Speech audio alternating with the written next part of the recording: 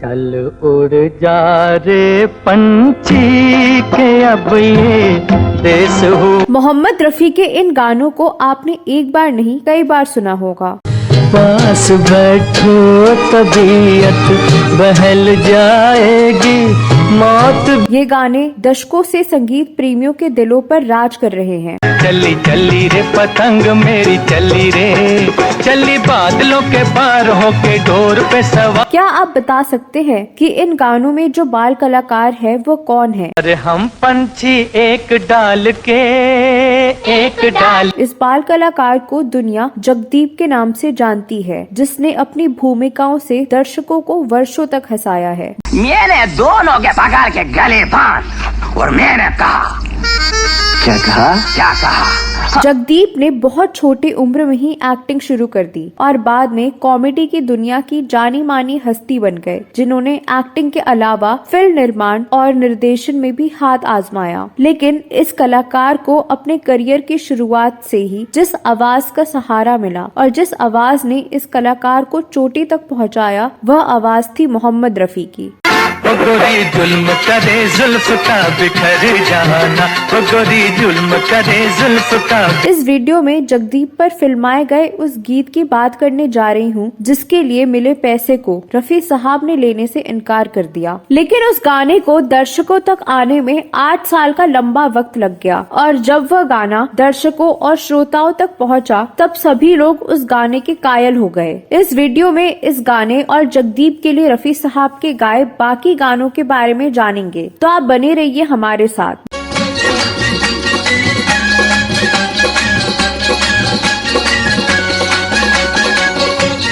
दोस्तों, जगदीप का जन्म 29 मार्च 1939 को हुआ था। 1947 में देश के बंटवारे के वक्त उनके पिता गुजर गए थे। उनका परिवार दर दर की ठोकरें खाने लगा। माँ जगदीप और बाकी बच्चों को लेकर मुंबई चली आई और घर चलाने के लिए एक अनाथ आश्रम में खाना बनाने लगी। जगदीप भी माँ की हालत को देखते हुए स्कूल छोड़कर सड़कों पर साबुन कंघी बेचने लगे थे। बाद में 3 रुपए के लालच में जगदीप ने एक फिल्म में काम किया। उस फिल्म में उन्हें ताली बजानी थी, लेकिन उस समय किसी ने नहीं सोचा था कि फिल्मों में ताली बजाने वाला ये लड़का आने वाले दौर में मील का पत्थर साबित होगा। जगदीप ने एक चाइल्ड आर्टिस्ट के तौर पर साल 1951 में B.R. चोपड़ा की फिल्म अफसाना से फिल्मी दुनिया में कदम रखा। इसके बाद उन्होंने एक और फिल्म अब दिल्ली दूर नहीं भी बतौर बाल कलाकार के रूप में की। हम पंछी हैं एक डाल के फिल्म ने जगदीप को काफी लोकप्रियता दिलाई। इस फिल्म में जगदीप पर मोहम्मद रफी का गाया एक शानदार गाना पिक्चराइज किया गया है, जिसके बोल हैं, हम पंछी हैं एक डाल के। हम पंछी एक डाल के एक डाल के। कहा जाता है उनकी बेहतरीन परफॉर्मेंस को देखकर प्रधानमंत्री पंडित जवाहरलाल नेहरू ने उन्हें अपना पर्सनल स्टाफ तोहफे में दे दिया था। एक कॉमेडियन के तौर पर उन्होंने साल 1953 में 2 बीघा जमीन से डेब्यू किया था। बिमल रॉय की फिल्म 2 बीघा जमीन ने जगदीप को बाल कलाकार के तौर पर वह पहचान दिलाई जिसकी परवान ले रहे करियर को जरूरत थी। भाभी, बरखा और बिंदिया जैसी AVM प्रोडक्शन की कई फिल्मों में उनको महत्वपूर्ण भूमिकाएं मिली। रोते हैं वो पंख पखेरू।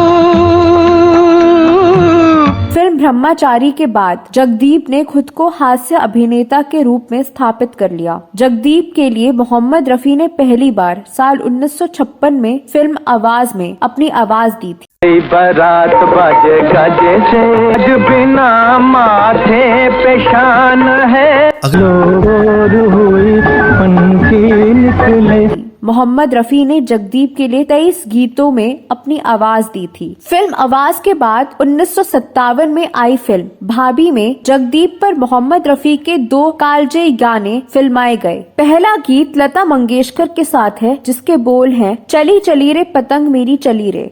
जैसे उड़न खटोला उड़ा जाए,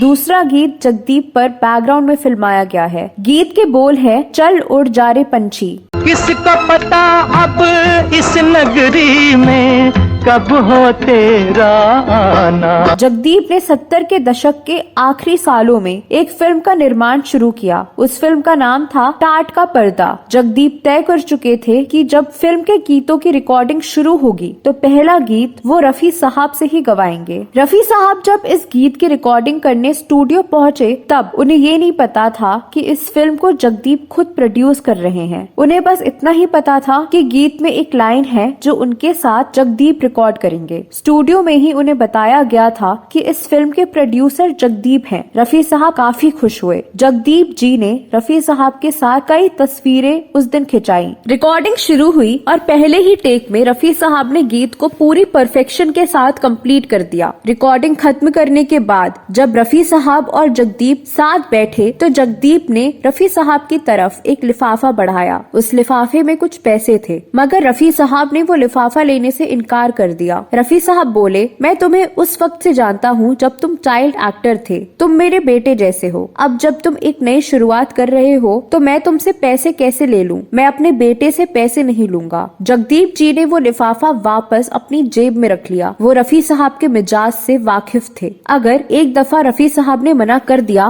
तो इसका मतलब था कि वो किसी के कहने से भी पैसे नहीं लेंगे। ये थे रफी साहब, ये थी उनकी शख्सियत। हालांकि जगदीप साहब की वो फिल्म कुछ दिनों बाद पैसे की कमी की वजह से बंद हो गई थी। उसके बाद साल 1980 में रफी साहब का निधन भी हो गया। करीब 8 साल बाद जगदीप ने उस फिल्म को फिर से शुरू किया, लेकिन इस दफा उन्होंने इसका नाम टाट का पर्दा से बदलकर सूरमा भोपाली कर दिया। ये फिल्म साल 1988 में रिलीज हुई थी। इस फिल्म में मोहम्मद रफी के उस गीत को रखा गया जिसे उन्होंने करीब 1 दशक पहले गाया था। मखमल हो या टाट का पर्दा, पर्दा है। इस गीत को रफी साहब ने जगदीप के साथ गाया था। सूरमा भोपाली में इस गीत को डैनी डोंगजुम्पा और अन्य कलाकारों पर फिल्माया गया। इस गाने ने खूब लोकप्रियता हासिल की थी।